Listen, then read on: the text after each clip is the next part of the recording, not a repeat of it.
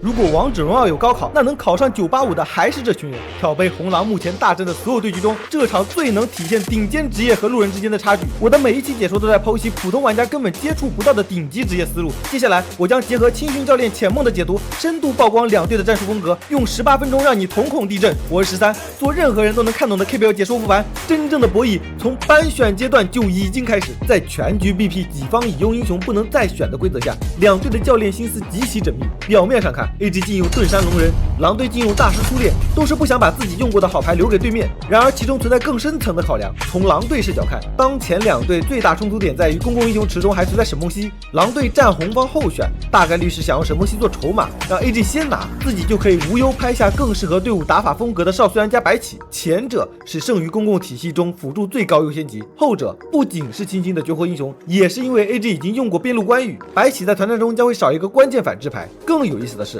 少雖然容易被梁昭體系克制，騙 AG 一選沈夢溪可以直接排除掉梁昭威脅。可惜你小紅不吃這套，幾乎是完全看穿對手的意圖。一選海月已經超出了大部分觀眾的理解上限，在王者的 BP 環境裡，可選英雄最捉襟見肘的位置就是发育路。在道仔已經沒了戈雅、守約和倉的情況下，隊友選過原坦又黑掉了原射，狄仁傑作為現版本的呆射遺老，更是極其依賴半位上的大師或盾山，單出風險很高。所以 AG 前面半道熬影，把道仔的牌死死限制在了孙權和赤煞的範圍裡，兩個都是近場射，很容易吃到海月黑屋限制。就算对方後手拿沈夢溪，海月的中軸強度也可以做到勉強5-5開，這一手穩中求進十分講究。接下來就是點對點的解題思路，狼隊先鎖白起，提前預備打海月需要的多前排陣容。2樓亮出阿古朵也是打野位最克制海月的底牌。AG 這邊2、3樓選擇同樣是圍繞道仔這個點在做文章，因為狼隊3樓只剩下一個選位，如果不給道仔，那 AG 拿走赤煞後，只要下半輪禁用鎖了孫權，狼隊发育路就直接爆炸。而狼队3樓必給道仔的話，自然也就沒了機會去選少蘇元或者張良攻防去限制禁。果然狼隊3選交給道仔保住孫權，後半輪禁用。AG 自然是滴水不漏，做優綜藝，把近的障礙全部掃除。狼隊這邊同樣是下了狠手，不給對方用蒙恬霸體頂白起先手的機會，也禁用了張飛這張拆火反擊神牌，放大己方的打團優勢。最後一手孫臏的禁用比較隱晦，真正了解紅狼大戰的粉絲其實都清楚，狼隊前中期团戰是 KPL 的斷檔強，因為他們的半途打法太凶了。禁用孫臏是不想讓 AG 用集中抱团轉線的戰術做防守，只可惜這一下把莊周放了出來。後半輪 pick， 狼隊繼續在中期团戰強度上加碼，選趙懷真做強河道視野，壓制赤煞強度。AG 這邊從曹操和司空陣中選擇小控更多的後者針對孫權，並十分大膽的用莊周破壞狼隊安排好的控制鏈。平心而論，我認為莊周並不像很多人想的那樣是絕殺一手，機制上的克制不能完全掩蓋這個輔助羸弱的河道強度。換句話說 ，AG 這一選後期团戰有了平台，但前期的運營壓力會變得無比巨大。很不巧的是，狼就是進攻強的隊伍，最後一手拍下金蟾中路，不僅康到了鏡，也給到了一個莊周不可解的金箍限制。這組陣容對撞幾乎就是紅狼標準打法的完美體現。那麼局內的情況將是堪比死滅回游般的究極大戰。開局站位布置，阿古朵作為特殊的射手打野，紅開能更有效的提速野區幾乎是固定方向，所以趙懷真站遠端河道保藍區視野。AG 這邊則是攤了一手，中路海月打金蟾有線權的情況下，讓海月和魚分別站兩側，恐怕是想同時控上下兩路中立資源。趙懷真很快察覺到這一點，確認莊周去下後回頭連體金蟾，長生有些大意動了兵線，金蟾平 A 給壓力，配合隊友封海月走位 ，AOE 技能砸向小兵準備升2，海月急於補刀冒險走窄口過線，被一把扯住，差點殒命當場。接電接框再錘，好爽！這一下藍區防守力量直接清零，狼隊阿古朵沒有配合隊友歐印入侵行為，選了回頭打藍，防止禁有置換動作。此時的道仔藏了一手非常恐怖的對線細節，他先是後撤確認了一下己方藍區安全，通過脫頻去看一諾的武器形態。赤煞這個英雄的攻擊距離是隨着平 A 次數增加的，但攻形態結束後就會強勢回到最短的狀態。道仔在確認對手即將進入攻形態後，繼續保持自己站位靠塔內，然後幾乎是通過心算讀秒，在一諾該形態結束的瞬間前壓身位。此時的赤煞處於被動最弱的時間，下意識後撤，然後才反應過來不對，不得不上前強行清兵。道仔開弓點射，一技能完美封路，幾秒後阿古朵滾地衝刺殺到发育路，求求千軍壓頂拿下一血，真正的天崩開局。2分10秒 ，AG 光速过线，莊周故意留在中路，大胖魚肉身勾引，被子煥套上金箍後反向利用金蟬技能特性把他的2技能帶到遠處，一時間狼隊中輔都被卡在未清的兵線上，就算阿古朵過來補線，莊周也拖延了足夠時間讓隊友海月和靜可以刷到藍區，基本阻斷了對手2次入侵的可能性。如果你覺得前面2隊的操作已經很細節，那接下來我要講的這段你恐怕要跟不上了。知名青訓教練淺夢很早就教過一個職業水平的標準布置，如果2分30秒你離暴君較遠的那個 buff 刷新你直接打掉，那就要面對該 buff 4分鐘跟暴君同時出現的情況，不僅暴君團自己身上會少一個 buff 效果，也容易被對方順勢入侵。可行的處理方法是晚點打藍，讓藍的刷新時間改為4分20秒左右。這裡中醫的 buff 刷新在2分30秒，因為第一波野區被反，導致自己當前狀態不佳，必須打藍。那麼 AG 團隊決策就會傾向於4分鐘放掉暴君，預備集合上半圖換主宰，順帶避開狼隊想在下半河道打架的意圖。可狼隊居然對這種情況都做了提前訓練，倒回去看小地圖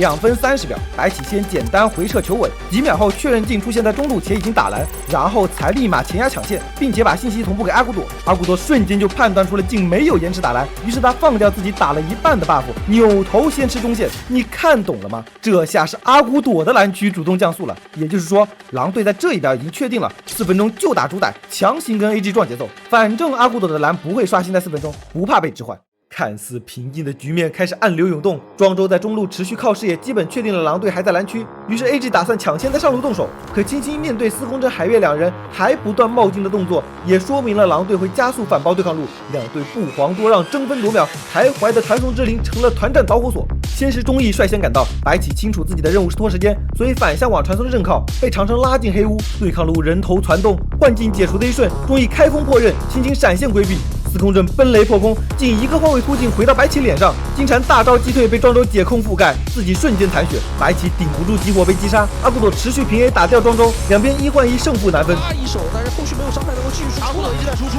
能打掉嗎？混亂中，鏡直接啟動傳送陣，率先往中路跳，結果孫權趕到，被狼隊拿回線權，雙龍馬上要出現，兩隊根本沒有喘息的機會。4分01秒，果然鏡的藍區進入了刷新倒計時。從莊周沒有提前占暴君河道視野，而是排查了中左草叢，就可以看出 AG 確實是打主宰的想法。狼隊也是假動作一堆，讓趙懷真先摸小龍，給他們要打暴君的假信息，實則大部隊清完中線就直衝主宰。這下 AG 陷入泥潭，只能先掩護忠義打藍。還沒完，兩隊回到中路對峙，拼搶 B 線，隨後才是阿古朵藍區在安全的時間刷新。AG 眾人動手暴君想要搏回一條龍的損失，可狼隊似乎根本沒有要阻止的想法。借着暴君拖住對手4人，狼隊集體向上突襲，直接穿進對手沒吃完的藍區，把司空震完全逼退。阿古朵順利進入了5分鐘推邊塔的優勢節奏。此時孫權也已經提前被搖到上半圖 ，AG 防守不了，只能在中路抱團卡狼隊回線，讓吃煞換推下路一塔。可這樣對角推進的局面，阿古朵只會更快。白起故意點傳送，強迫 AG 進入選擇題。AG 中路如果集體不動，那下路就會被白起單防，所以必須往下給壓力。可白起取消傳送並不吃虧，轉頭跟隊友抱起武靈，劍指對抗路2塔。如此被動的局面，忠義以天才般冷靜的思路找到了唯一解，他在中塔後截住了兵線，太敏銳了。原本上下換推，狼隊速率更快，結果變成了狼队如果不後退就會同時虧2線。終於是 AG 救下了2塔，雙方開始回縮野區清理資源。5分46秒 ，AG 為了進一步搶回主動權，開始利用海月做特殊的兵線布置。在職業比賽中期，同時帶或者補雙邊線都是高危操作，分得太散，支援困難。除非像 AG 這樣帶線位截對抗路線的同時，隊友往對應半途靠，把海月單掛在另一邊，提前補線。憑借大招，就算被強開，也可以拖時間，等隊友跨圖的特性，大膽露雙線視野。狼隊這邊為了彌補孫權補上線，則只能全員遵循要麼不漏，要麼往同一方向靠的原則。細微的差別也會導致狼隊這波虧了推線進度。很快，狼隊意識到 AG 在利用海月做強帶線的問題，自然是更着急的想要團戰終結比賽。於是，在6分30秒急速抱團壓中。此時阿古朵身上仍帶着紅 buff， 幾秒後 AG 艱難拉扯守住中塔，海月繼續黏着阿古朵視野，看到阿古朵身上的 buff 消失，這下關鍵信息披露，意味着狼隊的紅區馬上要刷新。於是你會看到 AG 做了更大膽的事情，吃煞居然在下路趕漏視野攤推進，等於是3線視野全爆。這在職業中理應是嚴重失誤，可 AG 明顯是故意為之，賭的就是狼隊要防守紅區，兩頭不能兼顧。對比之下看狼隊，下路裂線交給金蟬和孫權去接，趙懷真在中右漏了視野，紅區被一眼看穿，只剩白起和阿古朵2人。好在婉婉捏的一手絕活惩戒，在鏡大膽上臉的時候收走了 buff。當然 ，AG 強帶線的陣容確實也存在河道強度較低的短板。1分22秒，狼隊往下集中，莊周在兩邊換圖時冒險踩河道，被金蟬留住，吃下激活頑強爬行，仍死在紅背。狼隊趁着優勢打掉中二塔，時間進行到8分鐘。因為兩隊經濟差不算大 ，AG 的站位似乎是有再返紅區的打算，只不過因為近在過中路窄口時險些被子換和信逮捕，只能停止這一波節奏。AG 打野雖然較大，但司空震推出了上線，讓中義有了直接繞回來開龍的想法。其他隊友收縮站位，強穿中路窄口與打野匯合。狼隊發現的有些晚，阿古朵隨後開主宰彌補，趙懷真和白起順着中路盡力隔斷 AG 回上半區的路徑。司空震打通下線，以此逼迫對手回防，保住近的藍區。頻繁被帶線的狼隊必須找到一個可以突破的點。我們帶入狼隊視角看，在這一波兩隊各自回防，僅海月和敵方射野分別在中上露視野後，此時兩隊大概率是一個換半圖的操作。司空震剛打穿下線後，理應回到跟隊友抱團的位置，除非 AG 還想打一波3線，那麼司空震很有可能在下路2塔附近待機。回到導播視角，果然狼隊迅猛打出了進攻下路中段位置的信號。阿古朵突然出現，讓軒轅沒能反應過來，同時也誤判了對手的爆發傷害，被越塔擊殺。傷害非常高，再減速，軒轅的大招被點了出來，球再跟一下，瘋毛死了，活活撓死啊！10分鐘 ，AG 大威，如果在這裡丟掉暴君，靠莊周的河道強度再也無法將戰場拉回中線。後續主宰更是狼隊的囊中之物，有先鋒開路 ，AG 將失去唯一的帶線優勢，哪怕4打5也必須上臉，盡傳送下半圖補掉龍兵。其他隊友也不打算退縮往紅區靠近 ，AG 沒有司空震，就只能把海月留在中路準備做夾位。莊周在紅背和白起拉扯視野，狼隊趁着人數優勢，並不打算單純拼城，於是婉婉放下暴君，帶着孫權沿紅區壓境，讓另一側趙懷真拉小龍仇恨。中義潛伏已久，蓄勢待發，等赤沙動手擊飛兩人，破境之刃直擊婉婉，白起和莊周大招對衝，阿古朵換取龍坑內側，還是逃不脫虛影真身的換位追捕。失去關鍵打野，道仔只能開大換莊周止損，趙懷真殘血動氣拉開與境的距離。海月跟白起馬上要衝出幻境，戰況拖得太久，連軒轅都已經復活趕到。等海月即將落地，司空震奔雷破空，連續平 A 就要把孫權擊碎，幸得空穴輔助，果斷回頭，流雲輕動打出控制，狼隊1換2勉強逃脫，只不過狀態大殘。AG 不想就此結束強開暴君，誰知道對手這麼敢打，4個人以這個狀態反包回來，竟再開領域被子桓套上金箍，司空震衝拳勸退，道仔抓到機會起手連射吃叉，不惜交出閃現也要完成擊殺。大招進場過去，炫3段鋒芒毕露，硬抓。11分23秒，剛經歷完一場大戰，復活時間更早的阿古朵搶先擊敗主宰，為了配合打野清理野區，狼隊整體後縮，暫時讓出河道。中義篤定阿古朵能速刷大龍，一定是閒置了野區資源，所以先推上線，給狼隊出藍區和遠端裂線的選擇題。狼隊被迫兵分兩路，團隊落位存在被開的風險。敏銳的趙懷真沒有靠近任意一邊的隊友，而是快速踩住了中軸位置。很快 AG 打野成功摸到紅杯進攻點位，AG陣型收縮準備發起進攻，結果海月和莊周在中路被狼隊輔助卡了路線。另一邊白起準備探草，竟全攻裝極限爆發，僅1.5秒就削減了白起2/3的血量。孫權在完美位置扔出劍陣，同時海月不得已拉走趙懷真，金蟬給目標套上枷鎖，道仔越過司空震智卷殘崩融化中義，隨後極限咒語打退莊周。司空震才發現身後隊友全滅，只能回頭血拼，兩人血量骤降。最關鍵的1秒，狼隊輔助掙脫幻境，扭轉乾坤。又開炫啊！有一個猛熊啊！再來個超猛頂！道仔這個不想立大功了，孫權站出來了，再砸一下。到婉婉再追着點，莊周插一下，好不過，跟上去2連擊破。2換4 ，AG 大敗。12分30秒，狼隊猛攻高地，上塔中塔連續被破。13分11秒。信本想趁亂帶線，看到狼隊已經在衝最後的高地，於是折返進紅，決定不暴露視野。狼隊陣型末尾的趙懷真上下排查，始終找不到進的繞後視野，壓了幾秒防禦塔後，軒轅和大帥配合故意前壓，狼隊以為進找到了切後排的位置，趕緊後退，於是才有了這般4人逼退5人的頂級心理博弈。隨後進暴露視野截斷了中路兵線，隊友也搶先一步到達上路，瞬間扳回了2路兵線均勢。狼隊自知被騙，處理的也很果斷，趁着對手分散，3人利用阿古朵野怪就無兵線強拆防禦塔。14分鐘，僵持不下的对局又開始激活 AG 的傳統異能，在明確狼隊必然會集合控暴君的情況下，竟在上路加速了優勢線的推進。狼隊的陣容強在抱團，明知有條線在吃虧，也只能先開小龍。轉眼間上路高低告急，軒轅當然不會給對手回防的機會，大招進場追着孫權瘋狂撕咬。狼隊其他選手自顧不暇，邊退邊打。綜合來看 ，AG 用暴君換來的並非只是一個簡單的人頭和一座高地塔 ，AG 真正得到的是在自家3高全破的情況下，仍能把團隊調動到河道位置的機會。只要有河道就有視野，有視野就有跟對方博弈戰術的空間。17分20秒，狼隊和 AG 各站半邊，表面上保持均勢，實際上在暴君即將刷新前，是狼隊更有主動權，有資格選擇帶出遠端兵線。AG 靠下半圖是沒得選，之後必然要被擠壓強行換圖。大帥一貫的風格就是在兩隊換圖前盡可能深入視野，冒險獲取信息，讓隊友能更好的判斷行動路線。從司空震的位置看，很明顯 AG 並不打算讓出下半河道，就是想在暴君刷新前決戰打團。晉還在處理對抗路兵線，白起帶着孫權從中左包抄，狼隊整個陣型呈瓮中捉魚之勢。從左下角長生和一諾對雙豬動手來看 ，AG 並沒有第一時間意識到狼隊的圍剿動作。莊周落單被套住，四面八方全是狼隊的人員猛灌輸出。长生立刻反应過來，不斷向着隊友掃一技能，果然騙到孫權進場，吃下2發月環，血量驟降，絕好的機會！左右兩邊渲染忠義，同時開團，千鈞一髮，倒在所血交閃，又是白起和莊周抵消大招。叱咤開大爆發，蘇壓狼队雙前排血量，但他的大招持續時間不夠，竟有些心急，換位刺到趙懷真臉上，被霸體反擊接拨雲劍鸣連續控制，只能殘血逃脫。另一邊海月閃現拉走阿骨朵单獨軍訓，渲染還在盡力輸出，只回了2口血的孫權和剛燃燒完自己的叱咤都往紅區靠攏，幻境外死亡倒計時，道仔找到一個完美的位置點射 AG 蝙蝠，幾乎疊滿被動。莊周走得太晚被大招鎖定，也是不小心把孫權帶到了海月旁邊，好在一諾繞了個大後，超殺形態一記重擊收掉蕭炎，兩大天才射手面對面打得不知天地為何物，道仔被打出復活，司空震霍甲換作阿骨朵名刀，起身的孫權也換名刀打出叱咤復活。雖然自己撤退路上被司空震擊殺，但此換踩死了一諾的起身位置，把陣落地。小地圖忠義收割了王婉，渲染窮追猛打，結果險些被一個輪迴之印反殺。紅狼死戰不留餘力，打得彈盡糧絕，好像這場對局永遠看不到盡頭。19分42秒，導播放出面板。